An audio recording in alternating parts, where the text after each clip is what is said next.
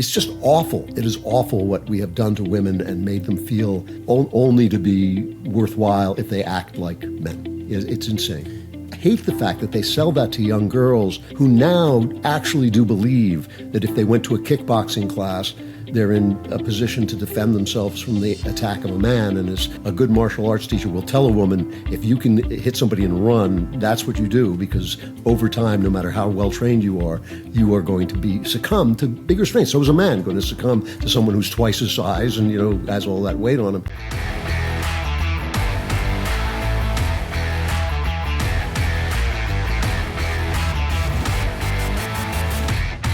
Andrew, so good to see you again. Thanks for joining me back on the podcast. It's nice to have. It's nice of you to have me back. Thank you very much. I thought you were going to say it's nice of you to be back, or it make it about you nice instead of about me. Now that I think about it, it's kind of nice of me as well.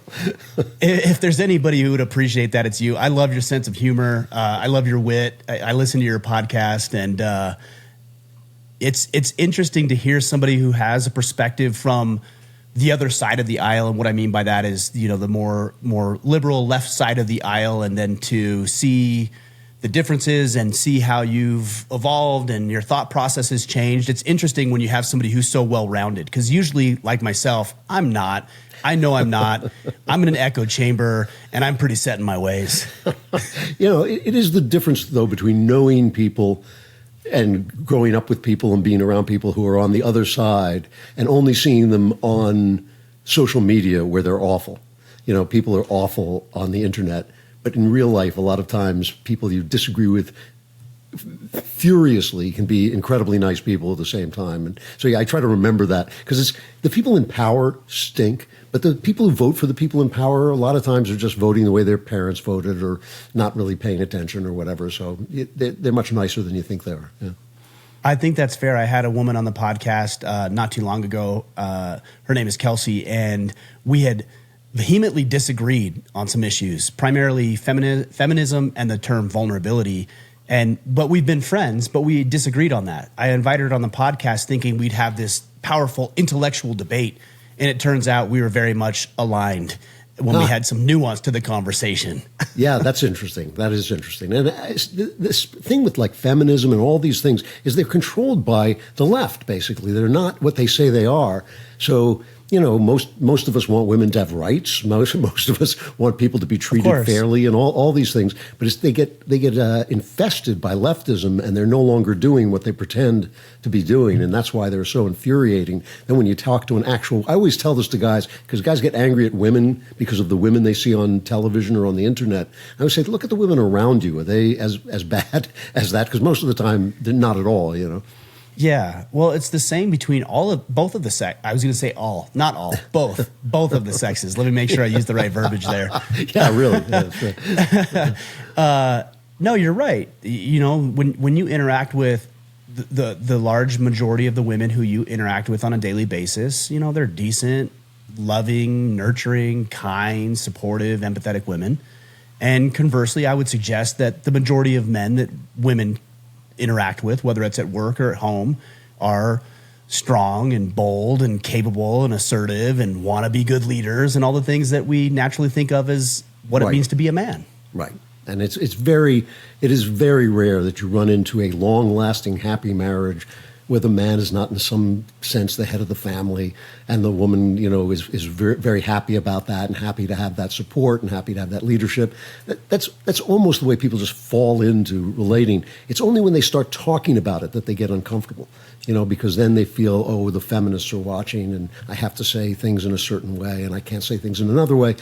And it's a shame, because I think that we should defend that order of family. I think that it is the way families are happiest and work best, and we shouldn't have to defend it, but we do, Yeah, it's interesting because I often reference the word patriarch, and for me, that has a positive connotation. That's a man who steps up, he leads his family or his community well, he cares about his people, whether that's his family or people in his church congregation or people that he's serving in politics. A patriarch is a good thing, right. But then you start talking about the patriarchy, and you just add that Y on the end, and all of a sudden, it completely changes the connotation. And I think that has to do with words being bastardized and manipulated to push forward an agenda that, in the grand scheme of things, does not really serve men or women well.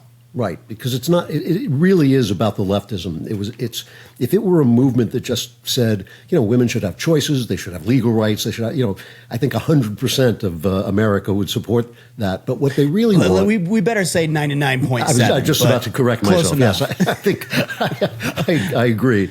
But still, I think that what they're really after is the destruction of the family, the movement of women out of the home into the workplace, the changing of women into naturally, nurturing and homemaking people into economic entities, which is, one of the things that Marx and Engels both talked about being very important. We have to destroy this bourgeois home that keeps the, values of the bourgeois in place. And I think that that's the problem. The problem is that when you talk about feminism, you use that word. What you're really talking about is this attack on the home and the family, and only giving women credit when they do things like men. The only time, you always have to hear, "Oh, a woman is strong. She's strong." And I always think, if I wanted to marry somebody strong, I'd have married a guy. I married a woman because I wanted something entirely different in my life, and that has been an incredible gift in my life. And I just think that if we don't honor that, if we don't honor what women actually are good at and actually do, we're not honoring women at all. We're just basically letting the left sort of dictate how to end this family that gets in their way of taking over everything, basically. Mm. The term strength is interesting because, when we look at the traditional definition of it, it represents, physical strength, endurance, the ability to move objects, not let anything get in its way. And certainly that's one way we can look at it. But there's also another side, and that is the strengths that a person has. So I think in a lot of ways, a woman can be strong, not by having a physical prowess necessarily, or the ability to dominate in the boardroom. But a woman's strength is in raising children, turning her house into a home, supporting her husband on a virtuous path. Like, those are also strengths that we should celebrate and honor in women. Yeah, and if you've ever seen a woman in labor, as I have twice, yes. you don't doubt their strength and endurance and all of this. But I do think, look, it's watching TV and seeing these 5'0" women take down men or chase, women cops in television shows, chase perpetrators who are men and catch up to them, which isn't going to happen. That's not an actual thing. And then when you say, I said once on the air, I don't think we talked about this the last time we were talking. I said once on the air that I was watching some fantasy program on Netflix, and this woman was in a sword fight. And I said, women can't be in sword fights. They can fence, but that's not. It was a medieval kind of setting and all this. And I said, no, that's not going to happen. And it still is a controversy. I mean, it went on for months. These people attacking me, challenging me to a duel, and I just thought, no, you don't understand. You wouldn't be fighting like an aged scribe. You'd be fighting another warrior your age, and you would just be sliced away. You'd vanish before him into smoke. And I just hate the fact that they sell that to young girls who now actually do believe that if they went to a kickboxing class, they're in a position to defend themselves from the attack of a man. And as somebody who studied martial arts for a long time, a good martial arts teacher will tell a woman, if you can hit somebody and run, that's what you do, because over time, no matter how well trained you are going to succumb to bigger strength. So is a man going to succumb to someone who's twice his size and has all that weight on him. And I just think that it's just awful. It is awful what we have done to women and made them feel degraded for being who they are. And I think it's a sin, that this essential part of human life, which is the other half of the human race, should be thought only to be worthwhile if they act like men. It's insane. When you were talking about sword fighting, I thought you were talking about figuratively sword fighting. No, literally a duel in a but movie. Literally, but both literally and figuratively, a woman is not capable of sword fighting. So let's just put that out there. But it is interesting because every time you talk about this, you have the exceptions, right? So somebody will say, well, Serena Williams could beat you at a tennis match. Well, of course. That is not the argument. It's a what do they call it? A logical fallacy, right. In that the exception does not disprove the rule. All things being equal, in a physical competition, a man will dominate a woman. I've experienced this in jiu-jitsu. You know, I've trained with women, and it's interesting the difference between. I've trained with brown and black belt women, and it's different when a black belt female grabs your wrist compared to a white belt who's a man grabs your wrist. I've had this experience. Yeah. Different. It is and you cannot different. Deny it. Yes, and you know, I call this feminist logic, where if you can find an exception, the rule disappears. You know, because the point is not that, you know, Serena Williams could beat me at a tennis match. The point is that the number 200 ranked male beat her, like not just beat her, blew her away, basically. And right. And you know, it's not where we're supposed to be. We're not supposed to be competing at that, and we should show each other respect for the things that we're good at and the strengths that we bring to the table. And the whole point of that feminism, which is, you know, let's call it leftist feminism, is to put a wedge between us, is to create enmity between us. And it works especially on men who don't get out enough, who think that what they see on television is what is out there in real life, who feel bullied by the HR department or whatever. I get these letters all the time, and you know, these people, you know, sort of shaking their fists in women in general, or taking on, you know, looking at influencers who basically recommend abusing women as a show of strength, which infuriates me. And I say, you know, stop looking at these people on the screen and go out and look at real people and see if they match up to those people on the screen, because 100 times out of 101 times, they simply don't. Most women are looking for the sort of thing that you have to offer, and you shouldn't feel put upon just because some, you know, idiot HR in the HR is telling you you're a bad guy, you know. Yeah, I think, you know, it is interesting because we have, you know, based on my work, I often talk about the dangers of this extreme feminism or femininity and moving more and more aggressively, not towards equal rights, but towards being against men. We don't need no man type mentality. Right. But to be fair, men have it too, and I'm very familiar with it. You have movements like Red Pill, you have movements like MGTOW, who are villainizing women just as much as some of these women are villainizing men. And taken to the extreme, it's toxic on both sides of the equation. I think it's incredibly toxic. I think forming a marriage and forming a family is not only one of the great joys of life, it is life. You know, I was talking to a guy yesterday and just saying, when you have a child, you stop living in 2 dimensions and you start living in 3 dimensions. You actually are alive. And they always take these polls where they say parents are less happy than people who aren't parents. And I think happy is a stupid thing. You're happy and you're sad one day, you know, and something else the next. What you are is more alive. You are going to be happier when you have a family than you've ever been before. You're going to be sadder than you've ever been before. You're going to be more alive. And that is what life is, and it's at the core of life. This relationship between a man and a woman, I think, is at the core of life, and it's just absolutely toxic for a society for people not to recognize that and realize, obviously, there are differences and tensions and all that stuff, but that's not the point. The point is we have been purposely turned against each other. I think we've been purposely turned against each other racially as well. I think the people that I meet, you know, most of the time have gotten way past the old days of racism, and I think these are things that are not really bothering people on the ground. They're being fed to us through this media that basically wants us at each other's throats. And I think that the point of having us at each other's throats is that it means the powerful can manipulate us. When we're afraid, when we're angry, when we're divided, the powerful have a clear path to power. And that's, to me, what it's all about. And it's simple. We can fight them on an individual level. We simply have to just not accept what they're telling us as true and act as if it weren't true, instead of falling in, you know, those movements that you're talking about, those red pill movements that I was actually referring to before with these influencers.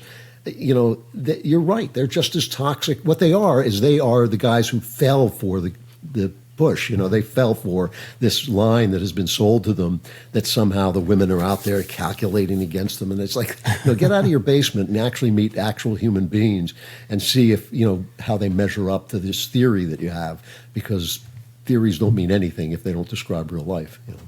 Well, they get really mad when you tell them they're the male version of feminism. That's what they are. That's exactly what it is. It's, you know what? It's even worse than that. They are the male product of feminism. They are the guys who got gamed by feminism into turning themselves into this toxic beast, you know? I like that. That's interesting. Gamed by feminism. That's somebody like Andrew Tate, to be honest with you. He's the guy. I didn't want to say any names, but he is. No, we'll drop names. Yeah, I'm not afraid of dropping names here. I'm in. You know, I mean, Tate. I've had guys, young guys, come up to me and say, "Oh, you got to see this guy. He's great." And so I looked at him and I said, "You know, this is a pimp. You know, he's a literal pimp. I'm not calling him names. Literally. He's literally a pimp. Absolutely. If that's where you're getting your idea of masculinity, even as a joke, you know, you're being led down the primrose path. There's so many fantastic male role models in this culture. So many people who fight and defend us, who, you know, patrol the streets, and not just like, you know, physical people, but intellectuals and thinkers and speakers and people who act courageously in a moral way.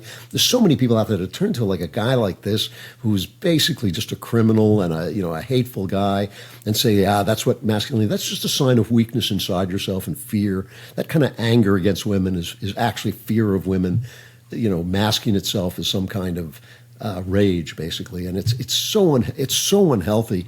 And especially because I know that deep down in every one of those guys' hearts, they want somebody who is feminine to be in part of their life and bring that aspect into life, which is just, you know, you're not really a whole person, I feel, when you're alone. We're meant to be together, you know?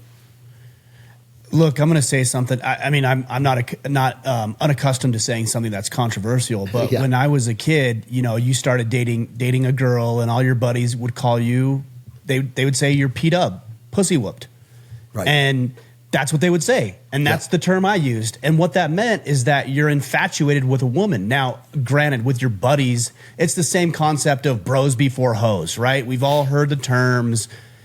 But essentially what it's saying is that when a man finds a woman that he's infatuated or interested, that's not a bad thing. The way that you maybe approach it, the way that maybe you reject other important aspects of your life could be worked on and improved upon. But to be infatuated with a woman and interested with this opposite sex who can add so much value and enhancement to your life, I don't consider a negative thing. We thought that when we were boys, but as mature men, we don't say pussy whipped and we don't say bros before hoes because we realize, oh, there's a valuable component of having a woman in my life. Yeah, it's the adult version of cooties, you know. It's like when you're right, yeah, exactly. Boy, you know, don't go near the girls, you'll get cooties, and then you get like your pussy whipped, and it's really the same thing. I mean, look, there does come a time, and I get some of it. Like I understand. You know, when a guy and a girl are pushing a baby carriage down the street, that's not the adventurous. You're not James Bond anymore. You're actually on a new adventure. And, you know, a Navy SEAL once said to me, I asked him if he was sorry not to be a Navy SEAL anymore. He said, that's like asking me if I'm sorry not to be single anymore. There's a time in your life to be single, and then there's a time in your life when you move on. And sure, there are aspects of being single that you miss, but it's a new time of your life. And I think that is really something that, you know, you really have to sort of get used to and understand. And is there humor to it? Of course there is. But like, you know, there should be humor to everything. But it's still the core of life and what brings things to life. And once you have children, you suddenly understand life in an entirely different way. Yeah. Yeah, I would agree with that. You've got two, is that right? 2 kids? Yeah. I've got 4 of my own. They'll be here in 2 hours. So, you know, it's life changes, you know, on the micro when they get here in 2 hours.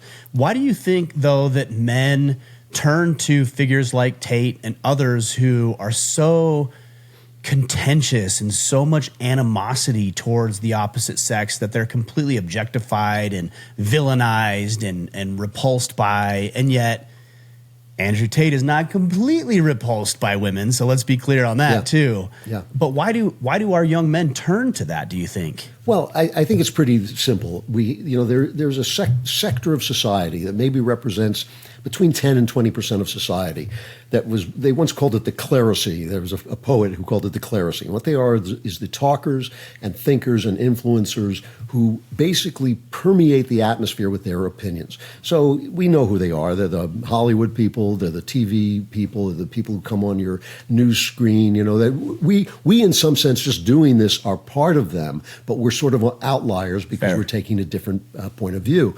And I think that our clerisy has been so monopolized by the left and by the philosophies and theories of the left that if you're a young man growing up, you are going to hear that you are toxic, that it's bad that you're masculine. There was just an article 2 days ago, I think, in the New York Times saying we've got to get past, there's no such thing as good masculinity. We've got to get past this idea of good masculinity and toxic masculinity because there is no, and I just thought, yeah, that's a great thing for your son to be reading. And if that is being just shouted at you every time you turn on a television set, every time you play a video game, it can even be pushed into video games, which are a favorite occupation of young men, and it keeps coming at you. You begin to think that is the world. You begin to think that this is the culture that you're living in. And the reason I emphasize that you should look around you and sort of get out of your basement and sort of turn off your screens is because it takes that power away. A while back, I was under some kind of, I was getting attacked on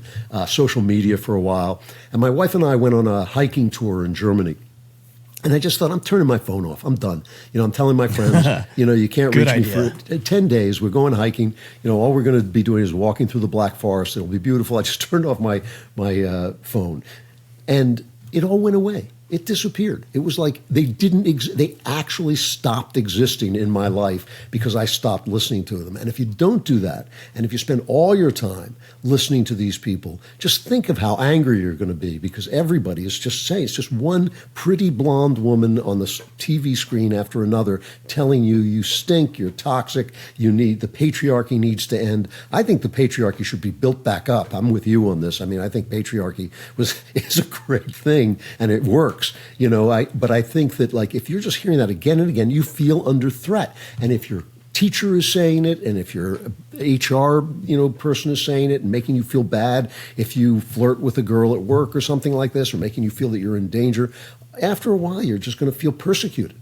And the question of whether you're really persecuted or not is in some way up to you. If you are willing to stand up and say, what I did as a kid, because feminism had its first uprising in the 80s. This kind of toxic feminism had its first uprising in the 80s. And I just thought, I'm not doing this. I'm not doing it. I'm not going to be against it. I'm not going to be for it. I'm not letting it into my life. I am a gentleman. I'm going to open doors for women. I'm going to stand up when they leave the table. And I'm going to treat women like ladies. And hopefully that will make them want to act like ladies. And if it doesn't, I'm out. I'm just not going to talk to those people, And that was the way I lived. And it worked out great for me. I got a great wife. I got a great life. But I had to ignore what was coming out of the TV set. Yeah, that's true. And also it doesn't matter, whether she responds or not, because right. We as men do the right thing because it's the right thing to do, regardless of the response. I was running into our local convenience store here the other day, and I was walking up and I saw this woman walking up to the door about the same time from the opposite direction. And, she had dyed blue hair and she had piercings all over and tattoos. And I'm like, well, I'm going to open the door for this woman, of course, because that's what men do. Right. And immediately I'm like, I wonder how she's going to respond. Is she going to be like, I can open the door myself? Or is she going to not acknowledge me or try to open it herself? I wondered because she's the blue-haired hippie that, we all kind of think of. And I opened the door and she looked at me and she said, thank you very much. I appreciate that. I said, you're welcome. And that was the extent of our interaction because we're not at odds with each other as much as media and these what did you call it? The clerisy would have us believe. Yeah. We're really not at odds with each other the way they want us to believe we are. I agree. I think it's true on race. I think it's true on all the things that they're trying to divide us. And so the answer is turn them off a little bit. Don't listen so much, but also ignore it. You decide what your values are, and then you live by those values. And will that make you unpopular with some people? Too bad. Are you going to lose an audience share or whatever it is you're trying to get? You might get hassled at work.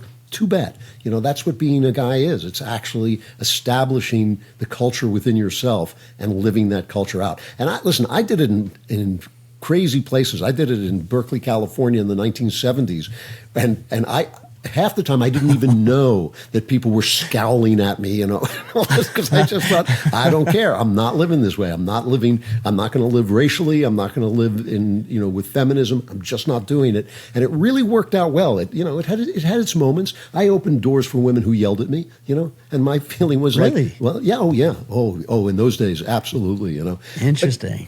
But I've never had them, that, so it's interesting. Well, a lot of them also stopped, turned around, and thanked me with passion because guys weren't doing it anymore. So I got both of those things going on. But I just thought, like, hey, I'm my culture. I'm a culture of one. This is what's going on for me. And it, like I said, it really does work, and it works out. I like that. I'm just taking notes here, and I just wrote that. The culture within yourself. That's really interesting. I've always felt I'm either just too dumb or too principled to do anything different. Exactly. It's one or the other, or probably a bit of both. I don't know. It's a bit of both, and it doesn't matter which. That's the other thing.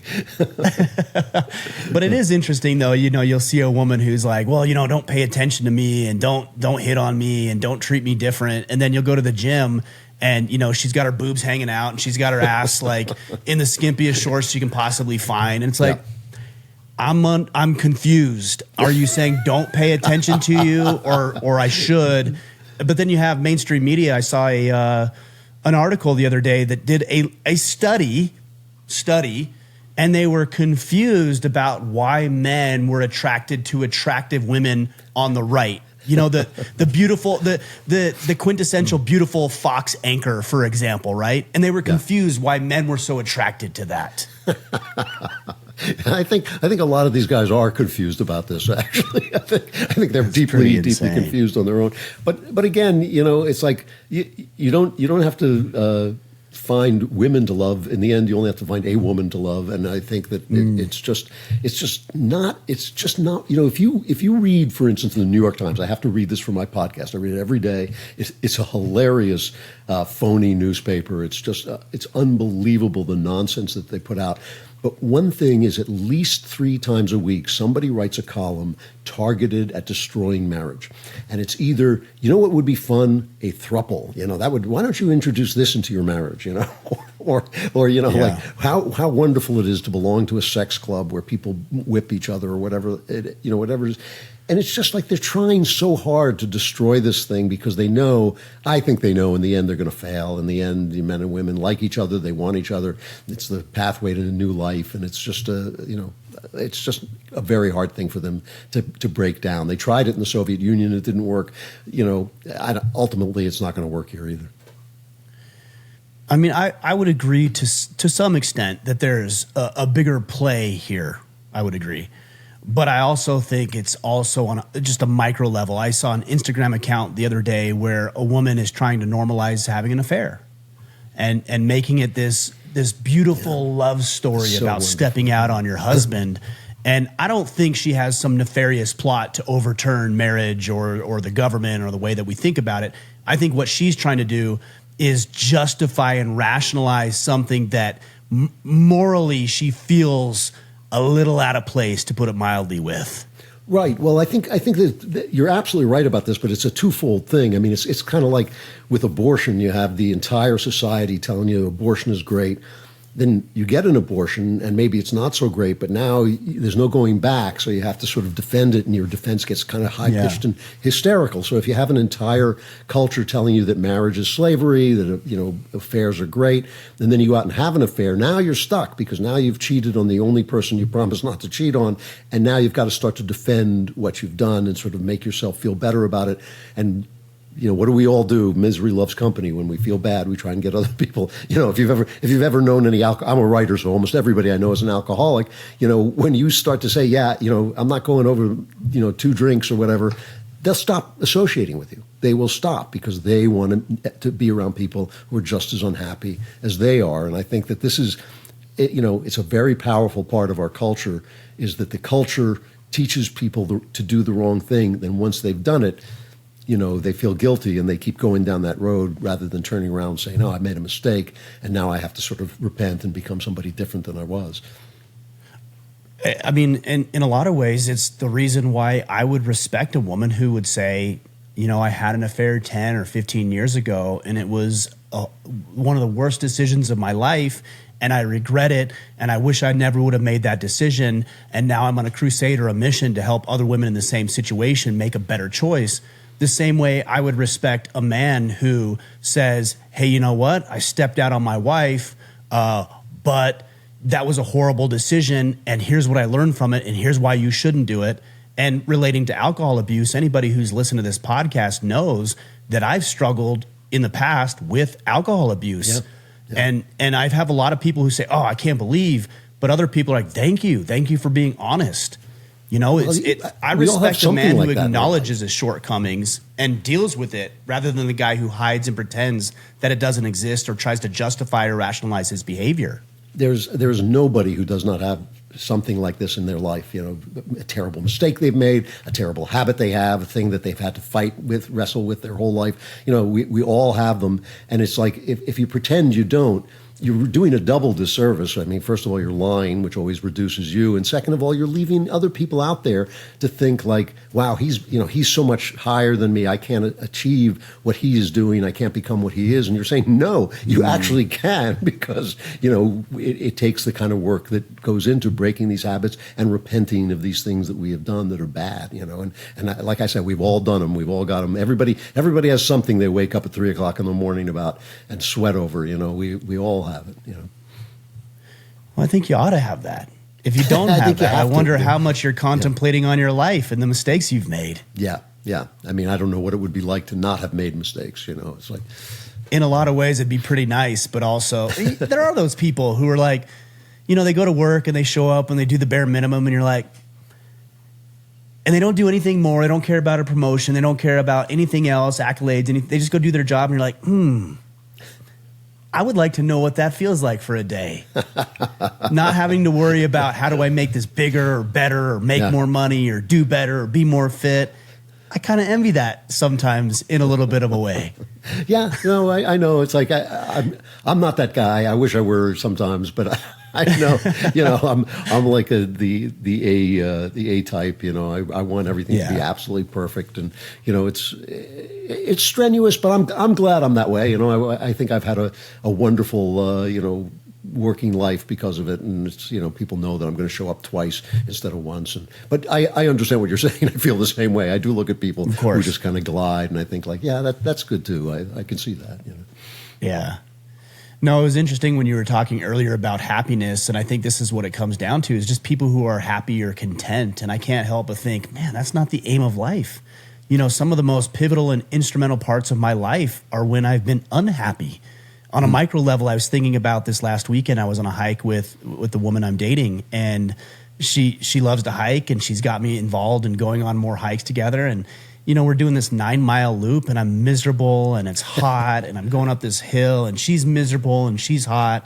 Neither one of us are happy, but I will suggest that both of us are a lot more fulfilled by doing that than we would have been before. So I think the metric, at least for me, is fulfillment over happiness, because happiness is fleeting, and I can be fulfilled in misery, a lot like Viktor Frankl, Man's Search for Meaning. A lot of fulfillment in some of the most dire, horrible, horrific circumstances a person could find themselves in. Absolutely. They have that expression, everybody wants to go to heaven, but nobody wants to die. And I always say, like, a corollary of that expression is everybody wants wisdom, but no one wants to suffer. And actually, unfortunately, suffering is the source of wisdom. And even more than that, what I look for in life is what the poets used to call gusto. I call it joy. But it's the same thing. Joy is not like walking around with a smiley face all the time. You'd be insane if you did that. If you can't suffer, if you can't weep over the things or just feel anxious about things that frighten you, as we all have things that frighten us. It's like all of those things are part of life. But above and beyond that, I think there is a vitality to life, a fact that you just want to be alive. Through the suffering and through the joy and through the happiness and all that stuff, that it's all part of life. And what I always compare it to is you go to a movie and somebody in the movie dies and you sob, you knuckle away a tear and you think, oh, that was really sad. And you come out and somebody says, how was the movie? You say, it was great. It was a great movie. I really liked it. And I try to live like that. I try to live that, like, yes, even the suffering is part of life, and here you are, and what a gift that you're here, under the sun. And I actually think of that in times of grief or suffering or struggle, that, yeah, this is the day. This is the day I was given, let me rejoice in this day.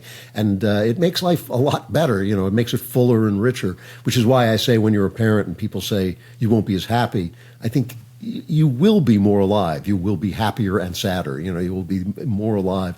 And for me, life is the thing. Life is the goal. It's to really, truly live. And yeah, you're right. That's not a happiness thing. Sometimes it's happy, sometimes it's sad. It's just to genuinely be here in the present moment. Andrew, I don't know the answer to this question. I'm not sure if you're comfortable answering this question, but yeah. Are you a believer? Are you a God-fearing man? And if you are, is it the eternal perspective that gives you a different insight into the suffering that you might experience throughout your life? Yeah, I was born and raised a Jew, and was a secular Jew, a non-believing Jew, and I found Christ when I was 49. I was baptized when I was 49. I found God about 5 years before that.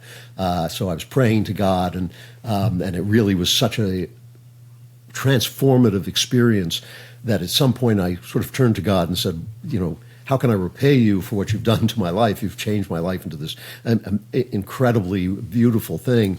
And the response I got was, "You should be baptized." And I was like, "Are you joking? It's like, it's going to alienate my family. I'm working in Hollywood. Sure. I'm not going to get a job, And and it took me 5 months. I argued with God for 5 months, and finally thought, at God, He's right, and I'm wrong about this. And I was baptized at 49, and yes, I mean, I have to tell you, I have a wonderful marriage. I'm very blessed in my marriage. But about 2 weeks after I was baptized, my wife turned to me and she said, you have totally changed. You have suddenly you're serene, you're joyful, you're calm, and it has only gotten deeper and richer. I mean, Christ has moved to the absolute center of my life. It informs everything. And it's the eternal perspective. Yes, that's definitely right. But it's also the fact that the purpose of everything has become God to me. So it's not like, I don't know. I don't know how to describe it exactly. It's that you're not working to make money. You're not working to, be famous or whatever you're looking for. You're working for God. You're always doing the thing for God, and you hand everything over to Him. And I said at one point, I said to myself, I just said to myself, "You're fired. You're no longer running my life. You've done a piss poor job. You're horrible at this." I was like, "Hit the road. You're horrible at this." Exactly. And I'm giving it all to God. And and once you do that, you just sort of see it's everything. It's like, it's not just church. It's not just prayer. It's like every single thing, which is why I think in Christianity you have the bread and the wine, and this is the body and blood. And you think it's all that. Everything is that, every simple thing that you do. And it is a great relief. It is a great relief to fire yourself and hire God to run your life. It's like, and it does. It gives you incredible peace, and also even in times of trouble, when you sometimes forget, as I think we all do, you have something to remind yourself. You can remind yourself, "Oh, wait a minute, I've lost that perspective." I mean, that's happened to me, and suddenly I'll think everything is suddenly going wrong. When I was learning to fly a plane many years ago, I got a pilot's license, and I had this wonderful female teacher who said, whenever I teach men, they always clutch the wheel because they're trying to hold the plane up in the sky.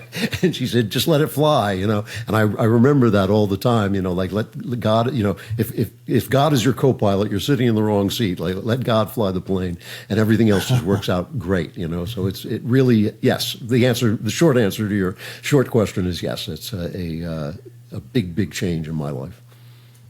What is the relationship like between you as a previously self-described secular Jew versus somebody like Ben Shapiro, who's a deeply spiritual and religious Jew? What is that dynamic like between you two? First of all, Ben has been absolutely great. The funny thing about Ben is he comes across, he's got that funny, fast way of talking, and he's snide and he's very witty. I gotta interject just one thing. I'm sorry, I have to say this. I had Ben Shapiro on the podcast, and he got on the screen like this, and I said, "Hi, Ben, thanks for joining me on the podcast." He said, "Hello, it's good to be here." And I was like, that is classic Ben Shapiro. I expected nothing different from you. And it was just, I will always remember that introduction. Anyways, continue, but it was hilarious to me. So it gives this impression, and he likes to give this impression. He has fun doing it, of this kind of hard, character who doesn't really care about anybody else, but he's actually like a lovely guy. And one of I'm sure. And one of the most lovely things about him is here, for Jews who have suffered from a lot of anti-Semitism from Christians, not in America, because American Christians have been lovely, but in Europe before that, for a thousand years, they were suffering a lot of it. There is sometimes this kind of hostility, and especially when a Jew converts, you get hostility from Jewish people who say, like, you've abandoned the team and you've abandoned the tribe. And Ben has never been like that. He has read my books about Christianity. I wrote a memoir of my conversion called The Great Good Thing, and he read that and really liked it and called me up, and we chatted about it. I wrote a book about poetry called The Truth and Beauty, which is about the way that poetry has changed the way I read the Gospels. And he gave me a blurb for that. He has been incredibly good about it. And there's never been that. We tease each other all the time. We were once, of course, I'm sure. Obviously, we were once doing one of our kind of joint podcasts, and he eats kosher popcorn. And he said to his assistant, "Are you sure this is the kosher popcorn?" And the assistant said, "Yes, it is." And he took a bite of popcorn, and the assistant came running back in and said, "Oh my God, I was wrong. That's not the kosher popcorn." And I turned to him and I said, "Now that you're not a Jew anymore, can I tell you about my Lord and Savior Jesus Christ?" And somehow it had no effect on him whatsoever. No, that's good. I think he is one of the most receptive. You hear his podcast and you think, oh, this guy is unflappable, or, he's so stuck in his ways. But I think I think he's one of the most, I don't know him well at all, really. But he seems to be just very pragmatic, even though he has a deeply religious, spiritual sense of his life. He's very pragmatic, and whatever is going to serve the greater good, I think he's willing to explore, it sounds like to me. Yeah, I think that's right. And I've known him now. We've been working together since the Daily Wire started, and he was really kind of a smart aleck kid at that point, and I was a lot older than he was, and he's really grown in ways that have only increased my respect and affection for him. And I think that's a good description of him. Yeah. I want to shift gears a little bit. We spent the first half of this conversation talking a lot about the dichotomies between men and women, and where we complement each other and where we get at each other. It's interesting to me that, you wrote this fictional work, and and this is part of the series, A Woman Underground. You've made, for lack of a better term, or the way I understand it, the co-protagonist a woman in the actual series, and a man who's very interested in pursuing and finding out and exploring more about who this woman is. Why did you decide to do that in the wake of the previous conversation that we had? Well, I think one of the things that I think I've explored early in my career, I would write a lot about fathers and sons. And at some point, I started to think, the effect that mothers have on boys is really important too. And so Cameron Winter, who is the lead character in this, is a guy who really was kind of neglected by his mother. And he is a guy who has also lived a kind of a violent life, and has come to a point where he thinks he's not worthy of love, and so he's kind of stuck in his own past. He can't quite grow up. He can't get quite past the things that he's done. And he has gone to this female therapist who's become a mother figure in his life. So it's very interesting to have this grown man who's very competent, very dangerous. He's a real tough guy. And yet at the same time, he benefits from this maternal guidance that he gets from this therapist who really is helping him out. And it's an actual thing in his life. And in this book, in A Woman Underground, this girl who has been the kind of idol of his life, a girl that he fell in love with as a child, and he grew up in love with her, and then she went on a bad path and he lost her. She comes back into his life, and he realizes she's in trouble, and he's got to find her before the guy who's searching for her, the bad guy who's searching for her, finds her. And it's this confrontation with this image of a woman inside himself as opposed to the real fact of the woman outside himself, and kind of having to reconcile that in very painful ways. And it's kind of the turning point in his life. So it's a very important part of this story I'm telling about Cameron Winter. It's a point when he kind of confronts his past and really has to get past his past in order to go into the future and live the life that he has been looking for all this time. And I'm really proud of this book, particularly because it solved a problem that I've been working on a long time, which is I don't want my books to be political in the sense that they reach out and grab the reader and say, this is what you should believe, and these are the good guys and these are the bad guys. I'm not interested in that. I think in bad storytelling, as we said at the beginning, I feel that there are good people on both sides, and I want to show them in the fullness of their life. But I don't know how you write about America today without writing about politics, because this is a highly, highly politicized moment. And so he is looking for this woman, and he's looking for her through an America that's going through a period of civic violence. And so there are people on the far right and people on the far left fighting each other. And he's a guy who's kind of understands that far left and far right are both bad news, and he's looking for that American thing that we really love and cherish, which is freedom, that thing, that individual thing. So to plunge a man into that world where both sides are fighting with each other and there's danger coming from both sides, I really felt I solved the problem of how to write a novel about a politicized America without making it a political novel, without preaching to people or trying to explain my point of view, which is not about at all. It's just about this story of America as it is today, which is in a painful state, I mean, I definitely can see that, but to be frank, I could say right now that the sky is blue and that would be politicized. So exactly. Is it us that is politicizing it, or is it just the powers that be to put ourselves against each other? But the other part of the story that I like and I think is important is I think it's this reconciliation between a healthy pursuit of a woman, which is in this case, maybe a little bit of the mother wound, right? A healthy pursuit of a woman versus an unhealthy pursuit. And how do you navigate that? I know we're looking at it through the world of fiction, but if fiction doesn't resonate in the real world with real readers, it's not real compelling. Yeah, and I personally think that fiction is the only way to deal with these things, because they're things almost beyond language. You have to experience them. How do you get rid of that thing that sometimes you're looking for a woman to heal you instead of a woman to love, and love can be very healing, but you're not looking to marry your mother. You're not looking to, just be a poor thing that this girl takes care of. You're looking to actually form a new family and form a new relationship and actually have an active interchange with someone of the opposite sex, which can be complex and difficult. And so you have to grow up to do that.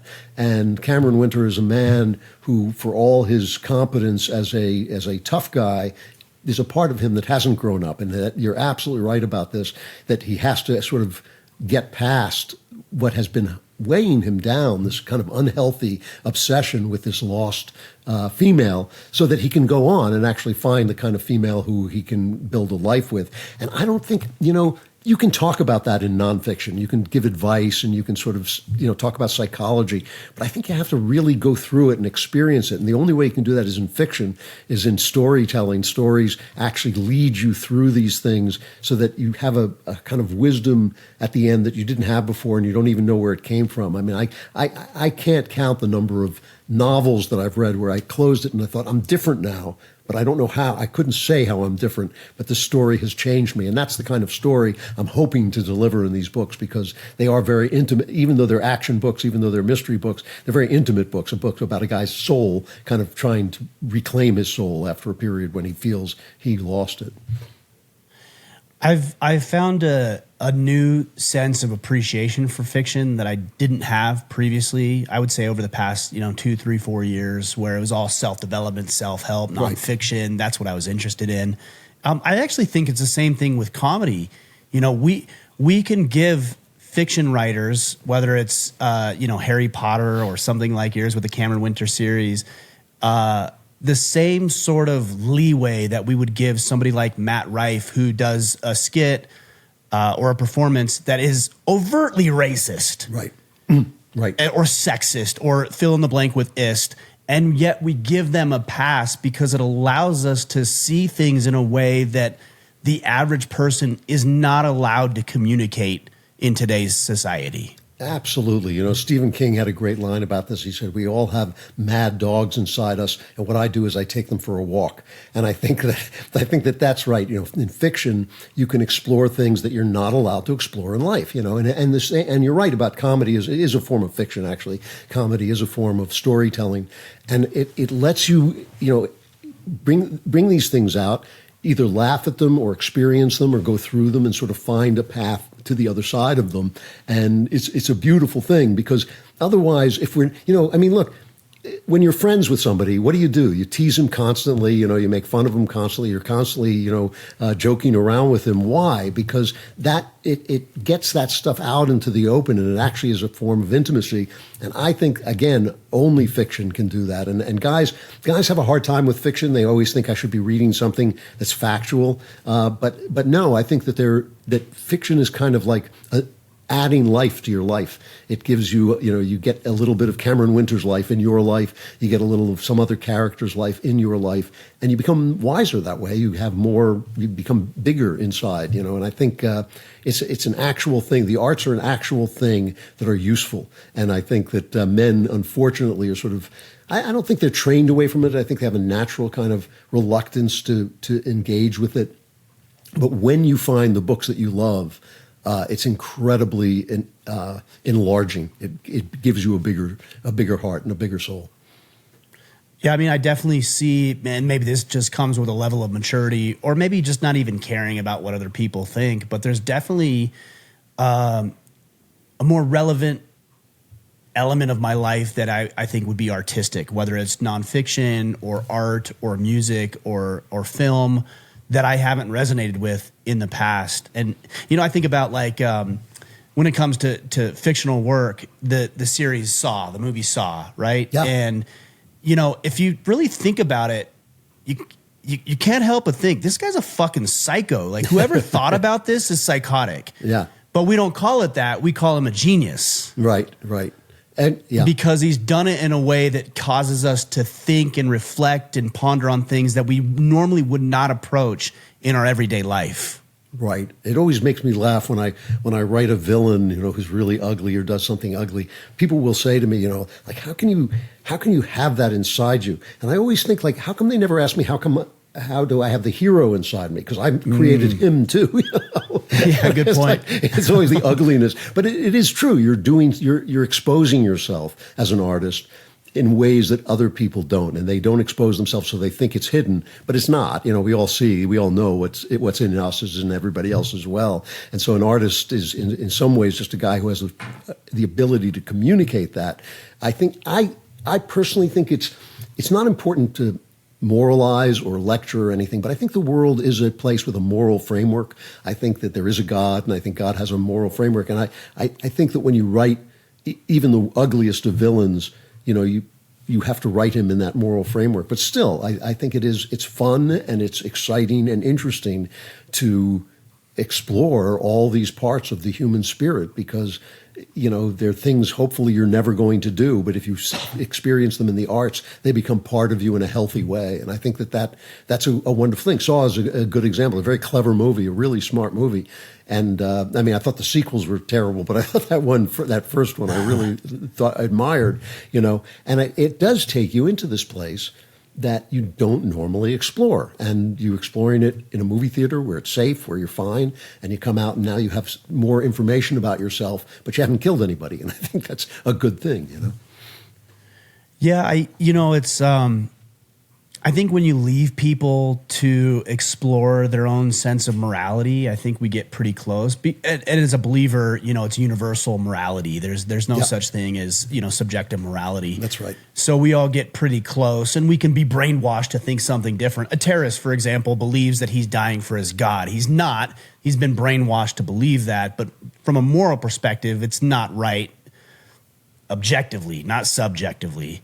But even when we find ourselves rooting for the villain, you know, I think of somebody like the Joker or Bane, you know, with Batman. There's even in the villain that we root for, we only root for the villain because there's some redeeming quality, you know, that their ability to overcome hardship or overcome this tragic series of events and make themselves into something more. So there's still, even with the villains we love, You know, like Darth Vader, the most beloved villain of all time. Yeah. There's still an element of that is redeeming, and we're finding the redeeming qualities, and we're attracted to that, not the negative qualities of that villain or that character. Yeah, and it also is a reminder that we're all human beings, and that lost souls are souls too, and that there's a certain sorrow to losing somebody to evil. That all these things are very real. When I was in college, that first wind of moral relativism was becoming popular in college. There's nothing is really good or bad, but thinking makes it so. And you have one set of values, but somebody else has another set of values, and they're all good, and everything is fine. And it was just coming in, and I was a kid. I was, malleable, and I'm sort of listening to it and saying, yeah, I understand why they're saying this and all this. And I read a novel. A famous novel called Crime and Punishment, about a guy who commits a murder. And he commits a murder, and he ends up killing a retarded woman who hardly knows what's happening, and he ends up killing her. And I thought, you know what? These people are wrong. And I felt it was like I said before, it wasn't like a logical thing. It just shifted in my heart that there is no world on Earth or any other planet where to axe murder a retarded woman who is harmless and has done nothing to you is right. It's not relative. Morality is not relative. There may be gray areas, but it's not relative. There are things that are actually wrong. And because I read that novel, and because it changed my heart, it didn't change my mind, it changed my heart. That's what led me ultimately, many years later, to become a Christian, because I could not make sense of the philosophy I was being taught, because I'd had that experience reading a book, a story that just turned my heart around, and so it was like really an important moment. And I think that villains can do that. And I think just the fact that, you can put forward somebody who has done so many bad things and yet frame him in a way where you suddenly see, this is a lost soul. This is a person like me who went astray. It's not just like some, kind of figure that does these terrible things. I mean, and even when you have figures like that who are kind of fun, like who are absolutely evil, like Hannibal Lecter, who just was, so much fun to watch on screen, you realize the reason he's fun to watch on screen is because there's something about him that's human. He's not a supernatural character. He's something that's in all of us, and it's a good reason to take care of your heart, that you don't become that thing, Yeah, I mean, I think as you're saying this, I'm thinking, even the most hardened criminals, people you think are complete psychopaths, have a code. You put a child rapist into a prison full of hardened murderers, and they're going to destroy and kill that's a moral code. And that goes to what you're saying. That's even worse, because it's somebody who's defenseless. And so there's even a code for people who are the most hardened criminals on the planet. Yep. They still have some of this moral code built into them. It's amazing. It is. Even a child knows when he's been treated unfairly. They once did a really interesting test, where they gave two monkeys celery. And they were eating the celery, and they were perfectly happy with the celery. And then they gave one monkey a grape, which is much sweeter than celery, and gave the celery to the other monkey, and the other monkey went insane. Just started screaming because it wasn't fair. He was perfectly happy with his celery until the other guy was getting a grape. And then, we all have this inside us, that there are things that are right and things that are wrong, and being helpful is better than being hurtful, and being fair is better than being unfair, being free is better than being enslaved. We all know these things, and when people talk themselves out of it, that's when they start to get into trouble. When some college professor or somebody on TV tells you that no, it's a big mistake. You can kill this baby and it's going to be fine. You can take this guy slave, and God wants you to have slaves. Whatever it is, that's when you get down that terrible path where you have to turn and look in the mirror and say those horrible words: I have done the wrong thing, and I've got to turn this around. And a lot of people can't do it, and so they keep going down that road. And I think that this. You're absolutely right. This is implanted in us. We are made for this. I think one of the lessons of the Gospels is that you are a moral character who can tell when somebody has done something wrong. And you can even tell when the law is too harsh. Think about that. Think how subtle that is. You can even tell that when a woman has committed adultery, a terrible thing, and you're about to stone her, maybe that's not the right thing to do, even though that's the law. And it's just, an amazing thing how good we are at doing this, and it's only when theory talks us out of it and people in charge, this clerisy sort of tells us, spreads this fog of lies so that we don't see it anymore, that we lose our way. And I always tell people, don't believe what you don't believe. Don't believe what you don't believe. If you hear yourself saying morality is relative, stop for a minute and think, do you really believe that? Because you don't. All I have to do is come over and kick your child, and you will know right away that morality is not relative. So why say it? Why believe it? Why let somebody talk you into it? Don't believe what you don't believe.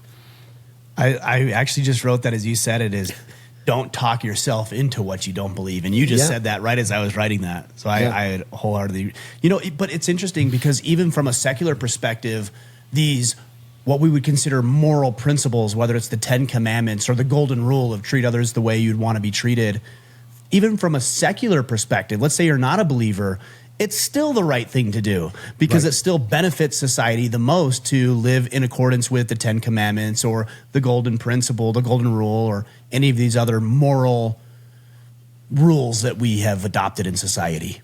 Yeah, I mean, the golden rule is simply an acknowledgement that we all, that other people are as real as we are, and that's a hard lesson to learn.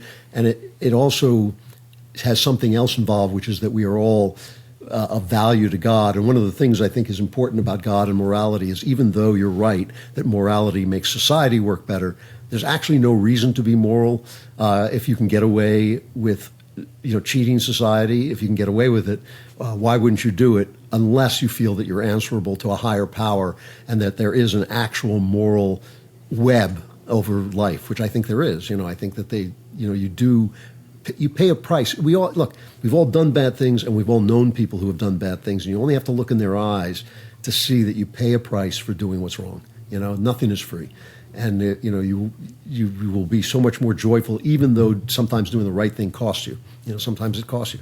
But in the long run, you're going to have this much better relationship with yourself that it's going to make you a happier person. Yeah, I mean, I've thought about that with atheists. That's one thing I've wrestled with. If an atheist has no moral compass, no standard in which to live by, can they be moral? And the answer is, of course, yes, they can. Because even if they don't acknowledge the source of our morality, they're still operating under the source of our morality. Right. And so I have friends who are atheists who I would trust with my children. I would trust if I left my safe over here with money in it and I've left it open, I would trust them to watch the house and not steal my money. They're moral people. Yeah. It doesn't it's just because it's ingrained. It's in our DNA. Right. What I always tell people is, of course, obviously, atheists can be wonderful, wonderful people. They can't but what they can't do is they can't be wonderful people and make sense. They can't explain why they're willing to not take the money if they could get away with it. And the only problem with that, and this won't necessarily happen, but the problem with that is there are these moments in life where it's very easy to talk yourself into doing the wrong thing. And you've really got to then make sense to yourself. You've got to say, no, I have a reason why I act the way I act. I always ask myself, all these guys on the left, there's so many atheists on the left, and they're always complaining about racism. And I think, I don't even know why you think that's wrong. I think it's wrong because I think everybody's made in the image of God. That's why I think it's wrong. Why do you think it's wrong? Why do you think racism is wrong? What's the problem with it? I've never gotten a good answer about this, I'm sure. No, they'll just say, well, it's just wrong. It just is. It's just wrong. It just is. It just is.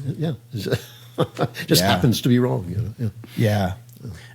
Just another question, and I know we're bumping up against time here, but to go back to the series that you've written, how much of yourself do you see in a character like Cameron Winter? I think about Jack Carr's James Reese, or Lee Child's Jack Reacher, and I often wonder, how much does the author see themselves in that character, and is that a way for you to journal about the way that you should behave and the way you should act if you were the ideal version of yourself? Well, the way I make characters, because I've made characters who are extremely different than me and a few who are more like me, and I always think of it as like yeast. I take something from myself in all the characters, men, women, all of them. I take some part of myself and put it in there to make the character come to life, and that's where how the life kind of flows into them. With Cameron Winter, I have to be honest and say I have used a little bit more of myself than I usually do. There are things that in his life that I probably wouldn't say in public, but they do come directly from me. He's not me. He's obviously a much more heroic figure than I am, and I'm absolutely fine with that. But he does have things that there are moments, especially, funnily enough, especially with the book A Woman Underground, there were moments in it when I felt I had revealed something about myself to myself. And I think that kind of intimacy is necessary if you're going to use a character. I've never written a series before. I've written trilogies, but I've never written a series of books that I feel could go on for maybe 10 books altogether. And I thought in order to do that, I'm going to have to feel really connected with this character over a long period of time. And so I think I've given him just a little bit more of myself than I usually do. And again, like I said, he's much more heroic than I am and better looking, but he still has got parts of myself that actually did make writing A Woman Underground a very intimate experience, so that at the end of it, I was different than when I started writing it. And it was actually a really good, positive experience. Yeah, that's what I've written a couple of books myself, not fictional work, but more self-help, self-development space. And I found myself questioning what I was so accustomed to saying. I think it's really easy just to blurt out words, and you don't have to really back those things up. But when you put it on paper, you question yourself, wait a second, do I really believe what I just said right there? And then you have to actually back it up, especially when it comes to nonfiction, with data and research and supporting documentation. It really causes you to reflect as to whether or not you really believe the bullcrap that's been coming out of your mouth for, in my case, 42 years of my life. Yeah, whenever anybody says they want to become a writer, I try to talk them out of it for that very reason. Right. It's like you're always confronting yourself. After a while, you think like enough, It's like it is true. When you see yourself on the page, you really see yourself, and you change your mind. You think like, now that I see that written down, that's ridiculous, And it's good for you, but it's sometimes painful. Well, if anybody listening wants to get to know you, the real you, or maybe even part of you through Cameron Winter, let the guys know how to connect with you and learn more about what you're up to, including the newest book. I would appreciate it if you're interested that you go on and pre-order it on Amazon. It's incredibly helpful to the book. Every one of these books has been a bestseller, which is great, and I would like to make sure this one stays that way so I can keep the series going, because if people don't buy it, I can't keep the series going. And you can find me, I'm on X. That's where I do most of my social media stuff. It's just Andrew Klavan, @AndrewKlavan, and it's Klavan. There's no E in Klavan. So, please come and hear what I have to say. And as I say, if you like good novels, I think you will really like the book. I'm not just selling it to you because I need to sell it. I think you will enjoy the book. Awesome. Well, we'll sync it all up. Andrew, I love our conversations. Obviously the fictional work is good for me, and then the other 1,000 things that we talk about when we talk is relevant for me. It helps me, and it gives me some context the way I view life as well. So I appreciate you taking some time with us today. Thanks a lot, Ryan. I actually was thrilled to see you come up on my calendar. I thought, this is good. I like these conversations. Awesome. So it's great talking to you. Yeah. Thank you, sir.